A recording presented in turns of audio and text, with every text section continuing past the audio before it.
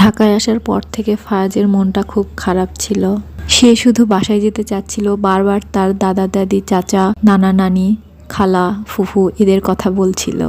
সে এখানে থাকবে না, তার এখানে ভালো লাগছে না, সে তার নিজ বাসায় যাবে, এই সব কিছু বলছিল। তার কথাতেই বোঝা যাচ্ছিল যে তার এখানে ভালো লাগছে না, তার মনটা খুব খারাপ। প্রায় এক সপ্তাহ পর ওর বাবার শুক্রবারের দিন ছুটি হয়, আর এই ছুটির দিনেই ফায়াজের বাবা আমাদেরকে ঘুরতে নিয়ে যায় চিড়িয়াখানায়, যাতে ফায়াজের মনটা একটু ভালো হয়। চিড়িয়াখানায় পশু পাখি দেখতে দেখতে আমরা শিশু পার্কের ভেতরে যাই, আর সেখানে গিয়ে তো সে মহা খুশি।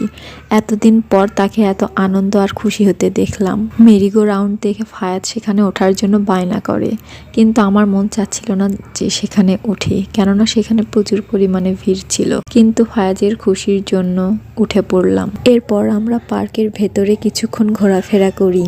পার্কের ভেতরে প্রচুর পরিমাণে ভিড় ছিল, বিশেষ করে যেখানে বাচ্চাদের রাইডস রয়েছে সেখানে। ফায়াজ তো কিছুতেই পার্ক থেকে বের হবে না, সে দোলনায় ওঠার বায়না করে, অথচ দোলনায়ও প্রচুর পরিমাণে ভিড়। আমরা তো ওঠার সুযোগই পাচ্ছিলাম না।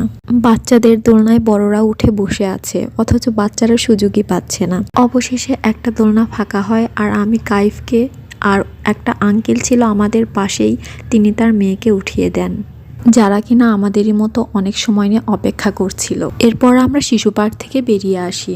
আরও কিছুক্ষণ চিড়িয়াখানার ভেতর ঘোরাফেরা করার পর আমরা যখন চিড়িয়াখানা থেকে বের হই, তখন কাইফ বায়না করে বেলুন নেবার জন্য।